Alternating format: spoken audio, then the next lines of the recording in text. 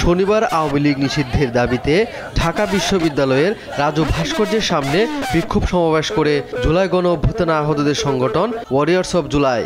পরে মিছিল শেষে শাহবাগ মোড়ে অবস্থান নেয় তারা। এ সময় আওয়ামী লীগ নিষিদ্ধের ব্যাপারে সরকারকে দ্রুত সিদ্ধান্ত নেওয়ার আহ্বান জানায় সংগঠনটি। 48 ঘন্টার মধ্যে সিদ্ধান্ত না এলে ঢাকা অবরোধের ঘোষণা দেয় নেতারা। সরকারকে একটি বার্তা দেওয়া উচিত যে আপনারা এই যে সুশীল কথাবার্তা বাদ দিয়ে আওয়ামী লীগকে নিষিদ্ধ করুন। এদিকে রায়েরবাজার বুদ্ধিজীবী কবরস্থানে জুলাই গণ অভ্যুত্থানের শহীদদের কবর জিয়ারত করেন ইনকিলাব মঞ্চের নেতাকর্মীরা। এ সময় জুলাই গণ অভ্যুত্থানে গণহত্যার বিচার ও আওয়ামী লীগ নিষিদ্ধে দ্রুত ব্যবস্থা নেওয়ার আহ্বান জানান সংগঠনের মুখপাত্র শরীফ উসমান হাদি। আমরা জুলাই পিলখানা এবং শাপলা গণহত্যার বিচার এবং গণহত্যাকারী আওয়ামী লীগ নিষিদ্ধের দাবিতে শহীদি সমাবেশ ডেকেছি।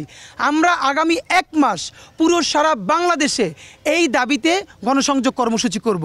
আমরা লিফলেট, এই যে আজকে আমরা লিফলেট বিতরণ শুরু করেছি, এই লিফলেট বিলি করব আগামী 1 মাস ঢাকার প্রত্যেকটা ওয়ার্ডে ওয়ার্ডে। জুলাই পিলখানা ও শাপলা গণহত্যার বিচার ও আওয়ামী লীগ নিষিদ্ধের বিষয়ে জনমত গড়তে আগামী 1 মাস লিফলেট বিতরণ করবে ইনকিলাব মঞ্চ। এরপর শাহবাগে 25 এপ্রিল শহীদ সমাবেশের কথাও জানান মুখপাত্র। এইচ হিমেল, দেশ টিভি, ঢাকা।